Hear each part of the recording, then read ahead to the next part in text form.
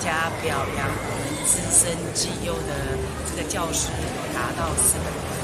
那特别是我们有得到我们的师铎奖，还有信坛芬芳奖，还有非常多资深的老师们。我想利用这个机会，再次的谢谢我们县内所的老师们，站在工作岗位上10年、20年、30年、40年，对于教育的一个付出。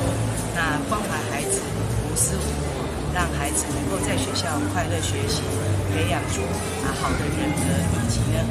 这个变成国家的这个栋梁。我想在这边再次的谢谢我们所有的老师，当然更要恭喜能够获得到师铎奖的这5位老师，校长更加的不容易了。他们呢不但呢在教学岗位上这个尽心尽力，而且创新，不断的以人本为主，研发各种不同的一个教学，关怀孩子，才能够有这样的一个奖项。我想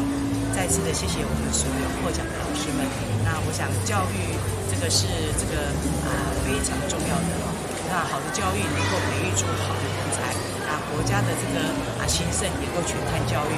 未来我们大家一起努力，让孩子们能够自信扬才，让孩子们能够呢有一个快乐学习的空间，发挥他的专长，